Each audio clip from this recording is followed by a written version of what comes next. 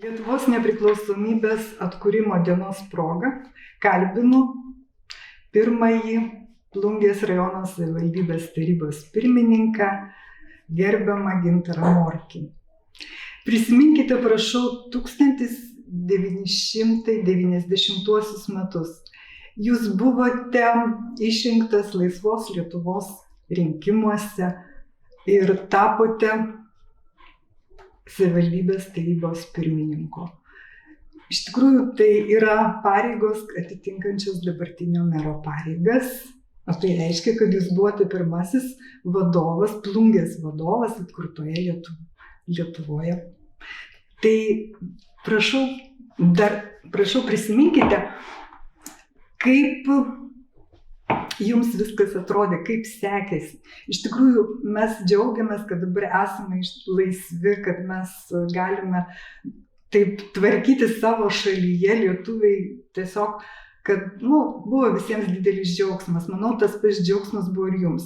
Tačiau buvo ir atsakomybė, ypač tiems, kurie sėdėjo prie savivaldybės vairo. Na taip, 1990 metai labai reikšmingi Lietuvai ir tuomet jau atgimimo banga vedama Sąjūdžio buvo užliejus visą Lietuvą ir turbūt kovo 11 dieną, kada susirinko naujai išrinkta aukščiausioji taryba, mes tikėjome, kad bus paskelbtas Lietuvos nepriklausomybės atkūrimo aktas. Tai, žinoma, buvo ir jaudinantis, ir toks nerimo momentas, bet labiau jaudinantis netgi kai aš stebėjome šitą procesą ir, žodžiu, sakant, kūrėme savo mintise planus ateičiai. Tai kai tai įvyko, po kiek laiko, visai netrukus, po kelių savaičių įvyko Lietuvos savivaldybių tarybų rinkimai, tame tarpe ir Plungės rajono savivaldybės tarybos rinkimai, kuriuose dalyvavo žmonės iškelti darbo kolektyvuose, taip pat Sąjūdžio, taip pat LKP. Ir tuomet, kiek prisimenu, Plungės rajono taryba pradėjo darbą balandžio 17 dieną. Išrinkta tikrai pirmuose laisvuose nepriklausomos Lietuvos rinkimuose, o aš pirmame tarybos posėdyje buvau išrinktas tarybos pirmininku. Tai, žinoma, laikai buvo nepaprasti, tiek tos naujos pradžios, tiek ir to nusimatančio darbo ir iššūkių prasme, juk, žodžiu, nepriklausomybės paskelbimas buvo žodis, o paskui viskas turėjo tapti kūnu. Ir tai tikrai buvo nelengva, tai buvo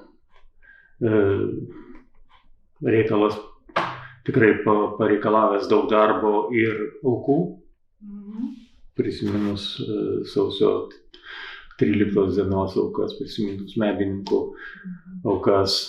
Tai, žodžiu, tikrai buvo nepaprasti dalykai. Na, bet, žodžiu, kaip sakant, buvo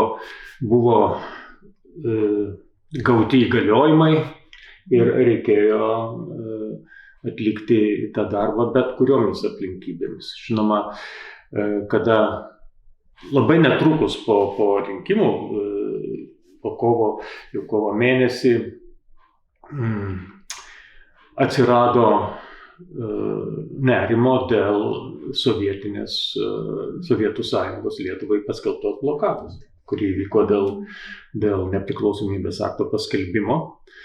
Ir tai buvo tikriausiai pirmasis iššūkis, pirmasis toks nelengvas darbas, kada reikėjo netgi, sakant, negalvoti apie strateginius dalykus, bet reikėjo galvoti, iš kur gauti degalų žemės ūkiui ir savivaldybės įmonėms ir organizacijoms, netgi iš kur reikėjo gauti maisto,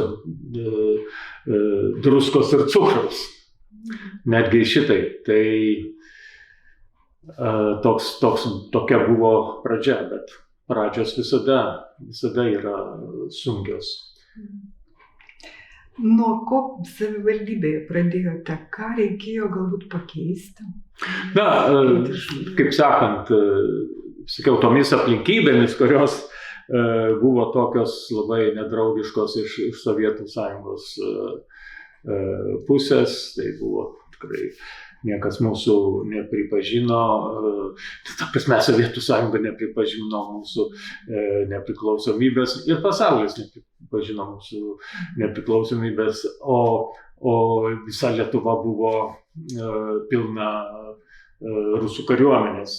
Tai tokiose sąlygose reikėjo kurti Lietuvą, šiuo atveju mums kurti naują savivaldą.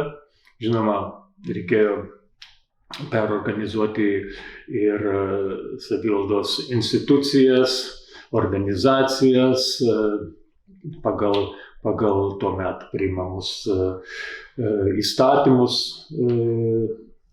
aukščiausios tarybos, dabar vadinamo atkuriamojo Seimo. Tai ir žinoma, labai greitai prasidėjo žemės pertvarka, buvo gražinama žemė savininkams, reikėjo, kaip sakant, pagalbos šitame procese ir taip pat, kiek vėliau prasidėjo pramonės privatizacija. Tai, žodžiu, buvo tikrai tokie darbai, kurie buvo nauji,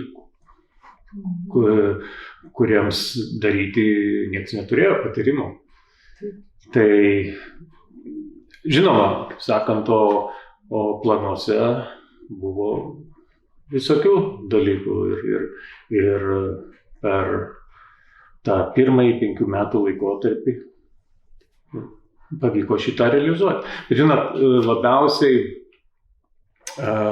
žodžiu, toks, kaip sakant, liūdino irgi tai, kad mūsų ekonomika tuo laikotarpiu dėja ėjo žemyn, būtent dėl tos pertvarkos, dėl tos tam tikros suirutės ir žemės ūkyje, ir pramonėje, ir biudžetas neturėjo pakankamai lėšų būtiniausiams darbams atlikti, o valstybė irgi negalėjo labai padėti, nes ten irgi trūko visur,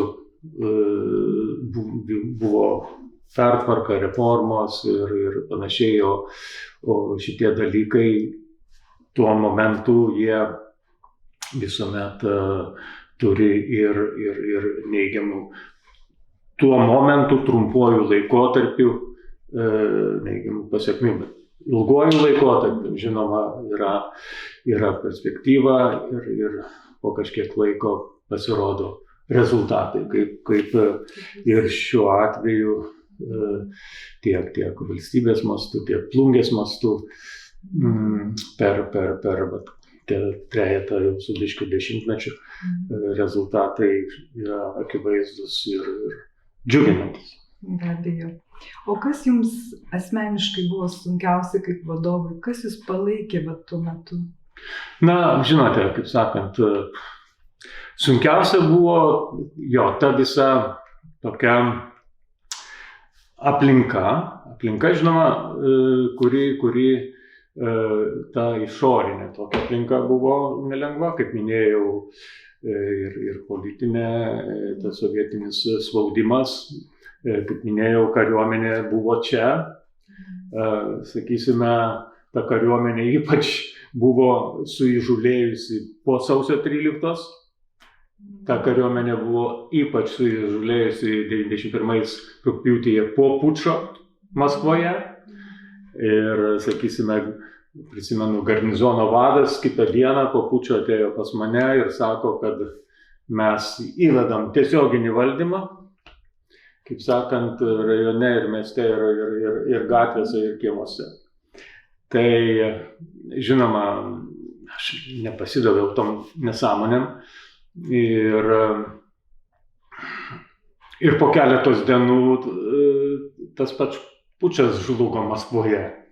Ir nuo tada, kaip sakant, reikalai, žinoma, pasikeitė po šito viso blogo, atėjo visai kita situacija, pasidėjo Lietuvos pripažinimo laikotarpis ir galiausiai, kol kariuomenė buvo išvesta, tai čia toks išorinis, buvo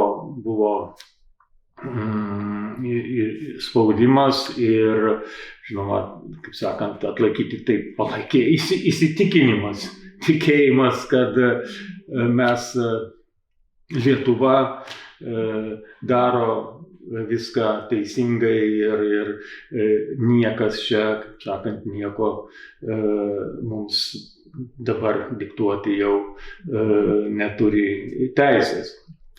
Tai, aišku, kitiems atrodė kitaip. Žinoma, kaip sakant, palaikymas buvo ir žmonių, žinoma, vieni palaikė, buvo, žinote, politika yra toks dalykas, kada yra politinės partijos ar politinės grupės ir panašiai, jos oponuoja, kartais teisingai, kartais ne visai, bet visada yra bendraminčiai, kuriais galima pasitikėti ir siekti užsibrėžtų tikslų. Tikslų buvo, kai kas tikrai buvo, nežiūrint visų sunkumų, padaryta, kas turi ir šiandien, sakant, teigiamą rezultatą. Taip. Na ir šiandien, kovo 11 dieną, norėtume išgirsti iš jūsų, buvusio Plungės rajono savivaldybės tarybos pirmininko, palinkėjimus ir pasveikinimą plungiškiams. Na, žinoma, ačiū labai už tą progą pasveikinti visus mielus plungiškius valstybės atkūrimo dienos proga, kovo 11 proga. Ir, na, palinkėti drąsos ir ryžto, tokios pačios drąsos, tokio pačio ryžto, kokį mes turėjome ir tuomet, kovo dienomis, 90 metais. Ir taip pat ryžtingai naudotis laisvės suteiktomis mums galimybėmis, taip pat ryžtingai ir drąsiai saugoti savo valstybę ir taip pat kovoti už teisybę mūsų valstybėje. Ačiū labai.